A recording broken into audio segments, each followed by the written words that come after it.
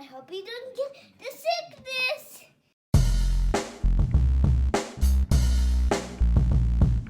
My boy Kurt is a stay-at-home dad, watching Disney movies he never had. His daughter digs through all the VHS, crushing the classics in a princess dress. Informed like Scuttle, Kurt's got your ticket, making it real like Jiminy Cricket.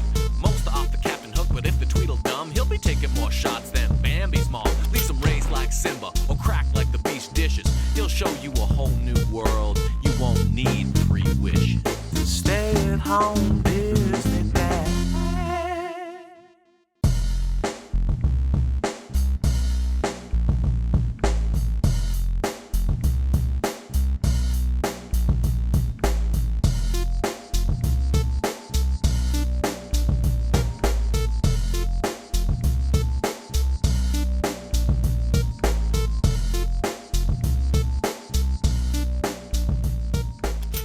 RKO Pictures presents The Three Caballeros. Right off the top, I'm sorry, I'm going to butcher names of places and birds and people because these are words I do not usually say.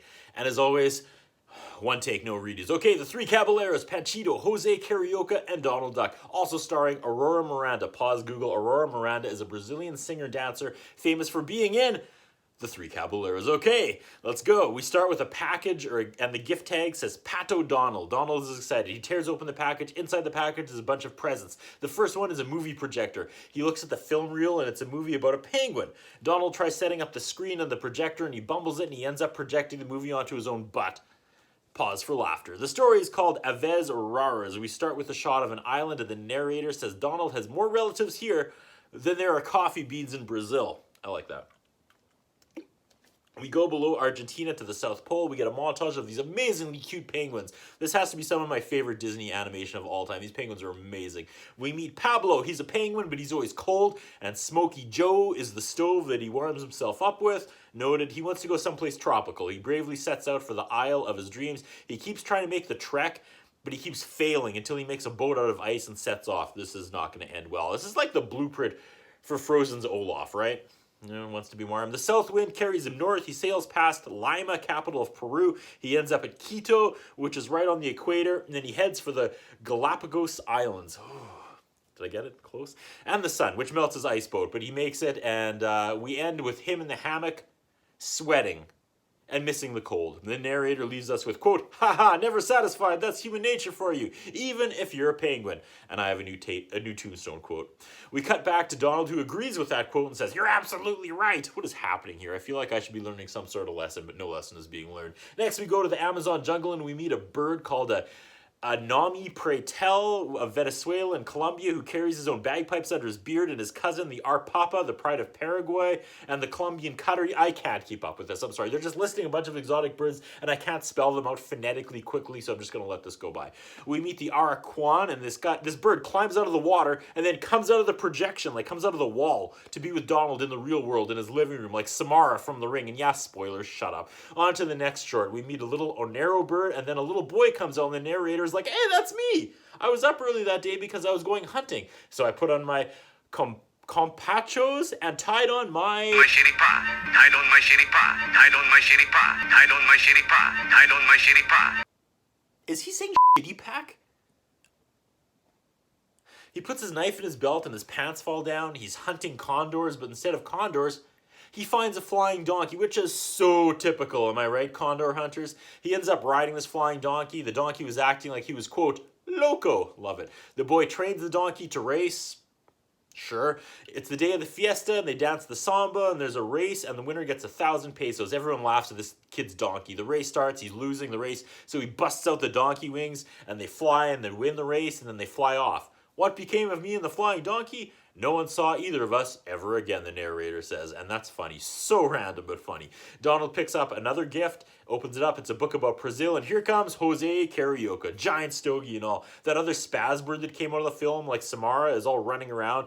And he says that bird is stupid. He wants to take Donald to Baki. We see Baki and sing a song about Baki. The animation is tight.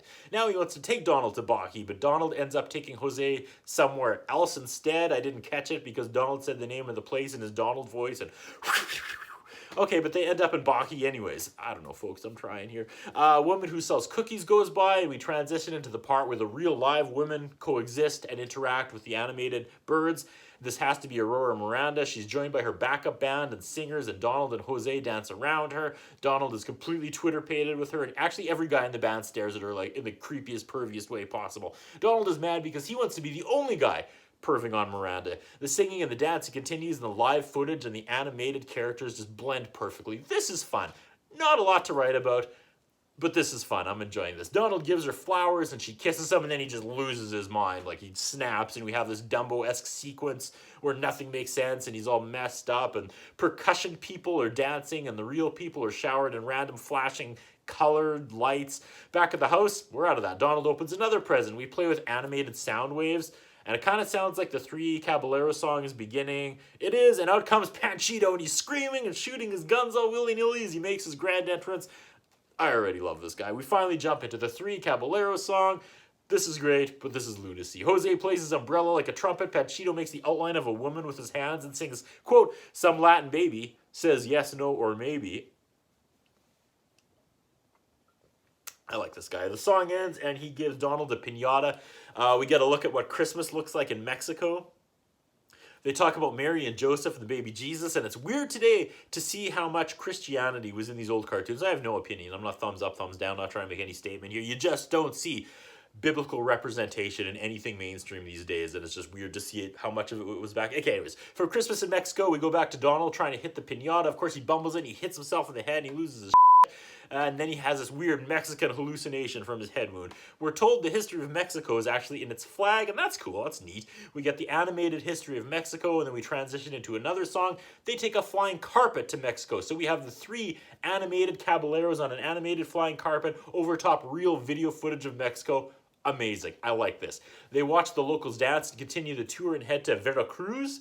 And they watch the locals in Veracruz dance as well. They toss Donald onto the stage to make him dance with the ladies. Once again, we have real people reacting to animated characters, reacting to real people, and this is amazing stuff. Minds must have been blown back in the day. Acapulco Beach is next. They float above it, and they spy on all the sunbathing ladies, and this hasn't aged well. They're also Twitter-pated. They're losing control of the flying carpet, and the ladies go running in fear. Like 30 women in bathing suits blindfold Donald and make a circle around him, and they start tossing him up and down with a bedsheet trampoline thing. Donald is chasing them blindfolded, and he catches one, and he ends up forcing himself on Jose, kissing him, thinking he's one of the beach girls. Dark. Now they are looking into space, and the floating head of Aurora Miranda begins singing. Donald is frothing over her, and Panchito says, "So you like pretty girls, eh?" Perhaps Donald should go to Pablo the Penguin's old house and have a nice cold shower right about now. Honestly, there's some trivia for you. What movie has both the baby Jesus and the title character making unwanted sexual advances? More weird dream sequences. Donald and Jose and Panchito are flowers and other objects, and they spin around real women, and nothing makes sense. At one point, the gals are all blindfolded, and now Donald is not. Donald pretends to be a cactus, which is fitting because he's being kind of a prick to these girls. Proud of that one. We come out of Donald's fantasy, and Jose is coming with a mop and a bucket. I can't. We end up with fireworks. Three Caballeros, ladies and gentlemen. You know, it overstayed its welcome a little bit, but what was there, most of it was really fun. It was really well done. I'm a huge fan of the Three Caballeros boat ride inside the Mexican Pavilion at Disney World. It was a happy, sad sandwich because the memories are great. Like the fireworks at the end reminded me of the fireworks there. But then I'm reminded about the current state of international travel and COVID-restricted times and how I would give my left arm to be able to take the family back to Disney World this week. Three Caballeros! That's what I think about. What do you think? What we have is a concern about Curtis Anderson. His interviewing style is not the best. His personal appearance is not the best. I was wondering if the man has some kind of a hold over the channel that he's allowed to be employed for so long with the standards of journalism and personal appearance that he has. Thank you. Okay, Macy. Oh!